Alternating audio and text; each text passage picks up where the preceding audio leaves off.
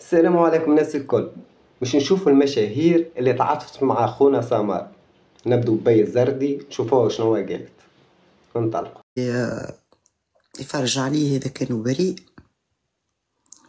خطيه عملوا كانوا يتاجر بالمخدرات،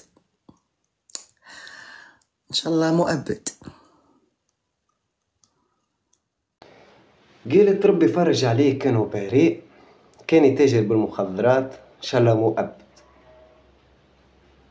هو كلام معقول، لكن ماهوش معقول كي أم سمارة تسمع بي الزردي إعلامية كبيرة تقول لك كلام في ولدها هكا. نورمال ما تقول إن شاء الله ربي يخلص وحله وإن شاء الله ربي يظهر الحق وكهو تسكت.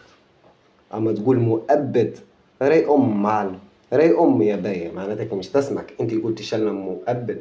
حتى كان تعرف ولدها ماهوش عامل، حتى كان القضية لبسيته سمارة ملفقينها له يعني، وتزيد تسمع به الزردي يعني إعلامية وباز عندها شكون وتعرف الأحكام وتعرف القضاء وتعرف كذا اللي هي فيها مؤبد.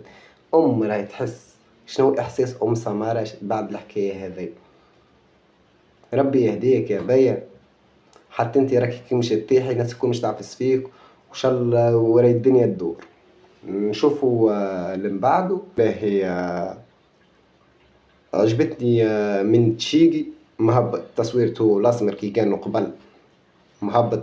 ربي يهدينا ويهدي خلقه ويا ربي يخلص وحله.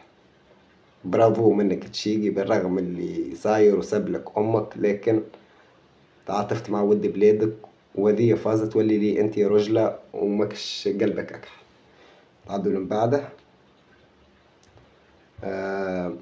الصنفرات زادة برغم البيف والوضعية اللي صارت وشكوكنا اللي انت ورا الحكاية، لكن مهبط ربي يفرج عليك ويخلص له حل. مش اول مرة تعملها راك يا صنفرة، وزاد برافو كان نيتك صافية ومكش انت صاحب العمل. برافو.